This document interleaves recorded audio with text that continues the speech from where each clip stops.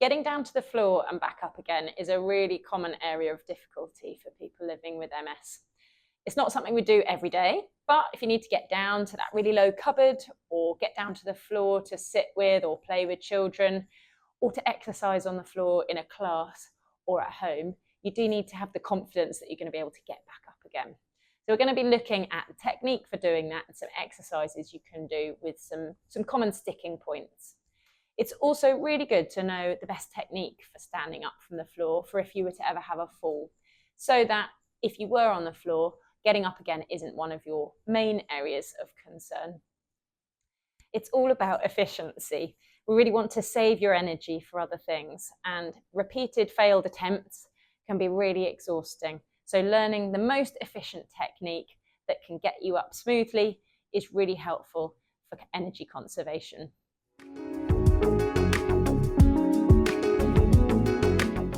First of all, instead of going straight down towards the floor, we're going to work on lowering and the control it takes to lower our body weight downwards.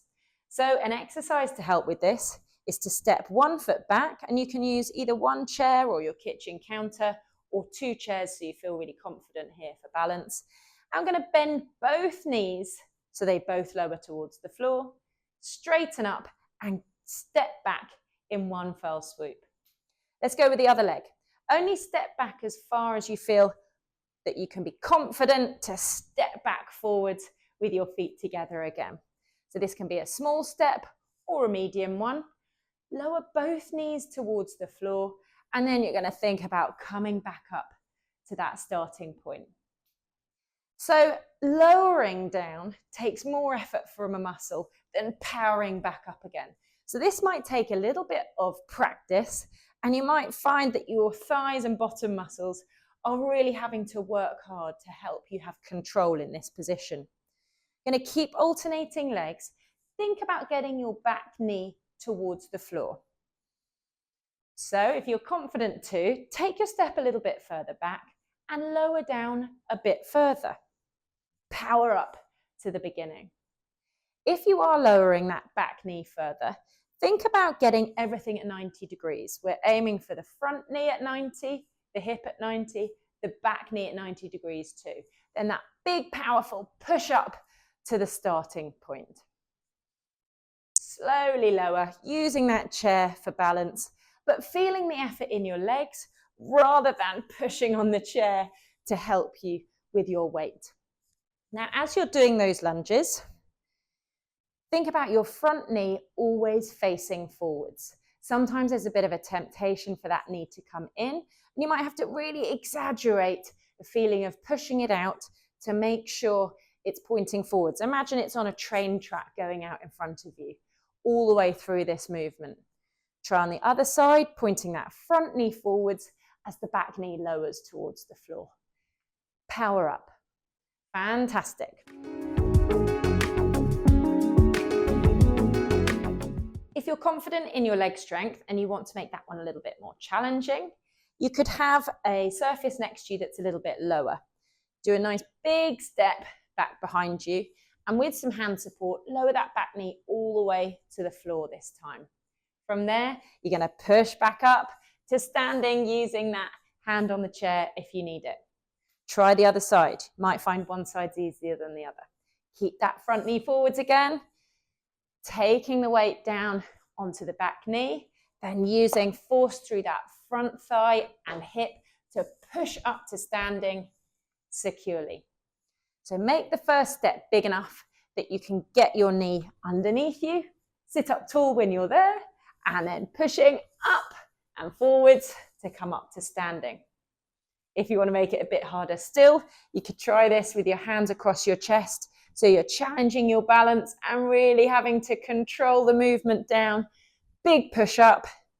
And again, testing the balance. Control the movement, but make sure you can keep that knee facing forwards before you try those harder progressions. Before doing the next exercise, I want to show you a really common difficulty that people have when moving between the floor and standing. So when bringing one leg forwards into this position, I quite often see people struggling to unhook their foot from the floor or to lift that knee high enough to get into a stable position here. So we're going to do some movements that help prepare for that and help you practice that movement. From here, you can just slide onto a chair if you've got one next to you. Quite a nice way of getting up rather than standing all the way up if you don't have confidence in your leg strength. So starting off with a version that's adapted to the chair. Bring your knees nice and wide, and you're going to turn your whole body to one side. You'll see that the knee furthest away from the chair or the sofa starts to drop down, which is exactly what we want. So here you can keep your hand on your chair or even on the back of your chair or sofa to keep you steady. And we're going to practice that movement in this position. So you've got your chair nice and stable to sit on, give you some support. And we're going to practice bringing the foot up and forwards. Then sliding the foot back so that your knee drops towards the floor as if it's in that kneeling position, but there's no weight on it. So as you do this, try and sit tall, and we're aiming for lifting the toes as you come forwards, as well as lifting the knees. Push back behind you. Now this movement uses a lot of hip flexor strength. You might need to practice this to get those muscles in gear and strengthen them up enough to do the full movement. It also uses these ankle muscles a lot. So as you come forwards, really think about lifting your toes towards your knee. Keep them there, keep them there, keep them there. And then push everything back. So this is your movement to prepare for the next part of the exercise if you want to go into kneeling. So if you want to progress that and make the exercise a little bit harder, drop that knee down and again, come to the floor from there. If your chair's a similar height to your hip, that shouldn't be too much of a movement. Keep that chair or sofa next to you so you've got some hand support. And from here, we're going to swap legs. So take this knee down to the floor, then trying to stay tall, this one's going to come forwards. Let's swap again. Shifting the weight to one side and bringing the other foot through. Now you might need to lean onto the chair a little bit for this one, lifting those toes. But it really switches on your core and your hip muscles to take the weight to one side and then be able to move the other leg. This is a really good movement to practice for walking as well, because we have to put our weight on one side that's stable, like this, and one side that moves, like this. As you get better at the movement, you can try and use less weight through the hand, or even come to this position, which really makes your hip stabilizers work hard and your core work hard. Really good for balance too. Now we're going to look at moving from kneeling into side sitting. And this is a really nice position to then be able to move around from on the floor. So on your two knees, you could do this with a coffee table or a chair in front of you so you've got something to put your hands on. And I like to start this with two cushions next to you so you've got something to land on that's soft but also a little bit higher than the floor. So placing your hands on that support, the exercise is to push your hip right out to the side at the same time as lowering down towards your cushions.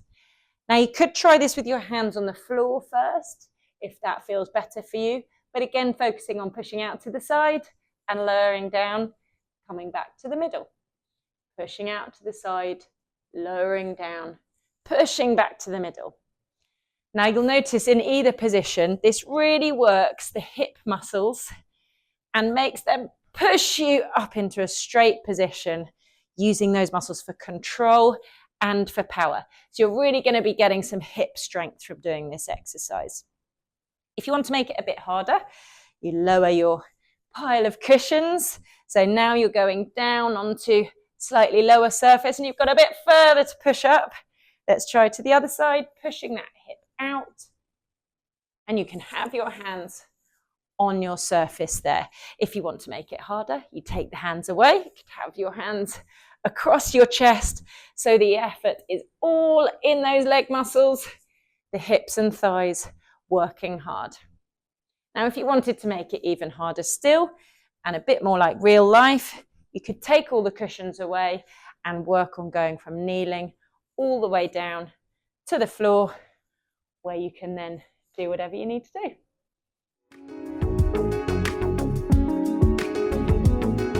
Now we're going to look at the technique from getting all the way from the floor back up to standing. So by far the most efficient way of moving from the floor to your feet is through kneeling. If you can bring yourself into all fours with a chair next to you, the next step is to bring 1 foot forwards. So you can have your hands on the floor for this bit and bring 1 foot forwards like this. Or you can come up into that taller kneeling and bring that knee forwards like we worked on in an earlier exercise. Have a chair or something nice and supportive here that you can really lean on if you need to, because the next step is that big push up to standing. It's tempting from all fours to get to your feet as quickly as possible. But if you get into this position, you've got a long way up without much to help you. So I would say go through that half kneeling position with 1 foot forwards. From there, lean forward so your weight's on your front foot and push up to both feet. Now, before you let go of your chair and stand all the way up, bring that back foot in so you've got a nice sturdy base of support. And then you can come all the way up to standing from there. So I'll show you again, coming all the way from the floor. So finding yourself either to all fours or into that 2 knees position. Use the chair with one hand, bringing 1 foot forwards, leaning forwards, big push with that thigh and hip muscle on the front leg to bring you onto 2 feet. You'll need your toes tucked under at the back. Bring that back foot forwards if you can, and then come up into a nice wide stance. So you do need quite a lot of power in the hips and knees to be able to do this movement. If you need your hands on the floor for any longer, you can come up like this and then move your hands up as you come, whichever works best for you. But make sure both feet are underneath you before you let go of that chair. Now you might need to break this down into small elements and just work on the kneeling to standing part for strength. If you do that, remember to try the other leg as well. You might have a favorite leg that it makes sense to use in everyday situations, but if you're using it as an exercise, make sure that maybe less preferred leg gets a go at the front too. You're pushing your weight forwards onto it, push down into the floor, tuck those toes under at the back, onto your feet, bring that foot under all the way up to safe standing.